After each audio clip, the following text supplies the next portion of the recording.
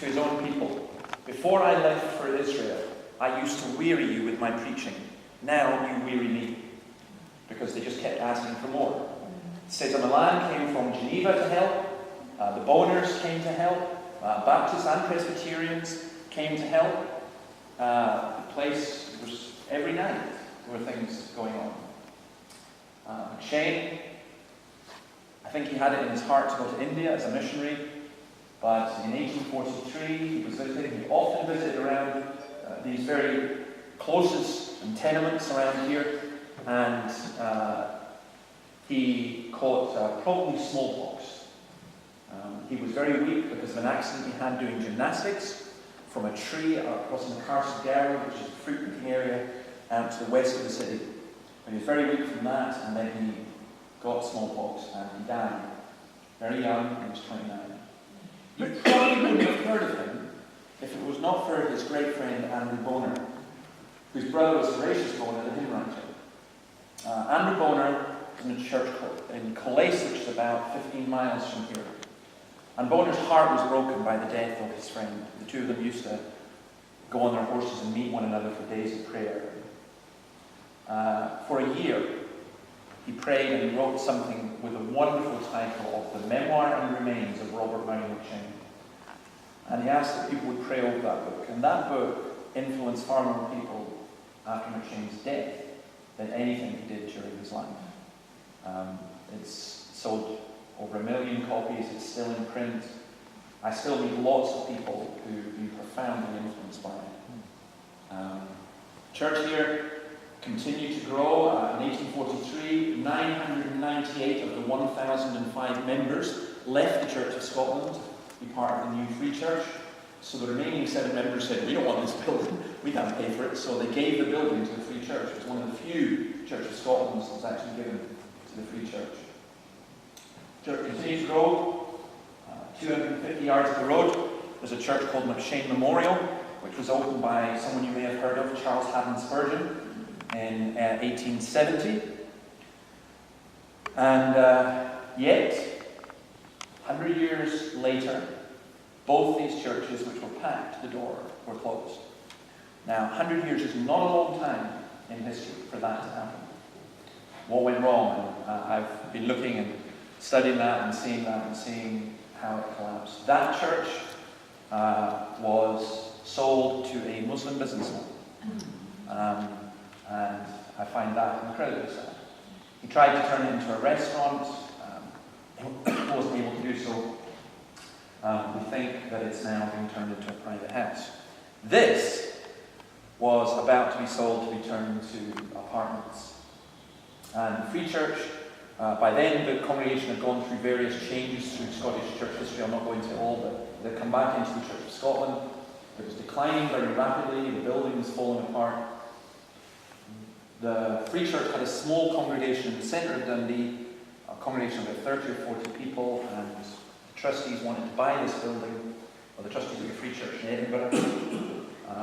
They said the people here didn't want it, but the trustees had a really good vision, because just that side is the University of Dundee, which now has about 18,000 students.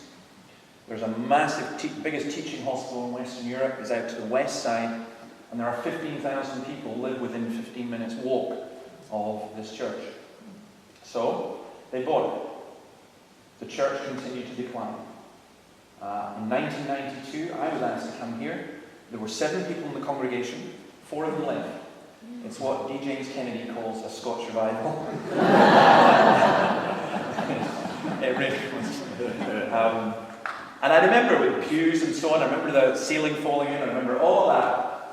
And I remember standing here, and my son, who was 6 years old, had a broad Highland accent, standing up on one of the pews and going, "Dad, there's no people. Where's all the people?" Don't know.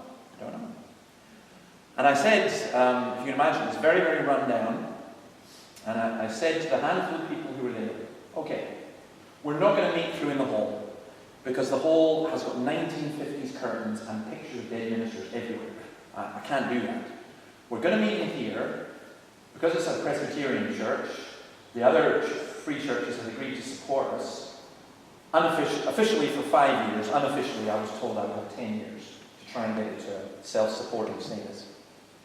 I said, we're going to meet in here, and none of this is all new. There was an old massive organ, an organ console, and I said, I'm going to preach in here. And I said, I know you're Presbyterians, to ask you to sit at the front is way beyond revival.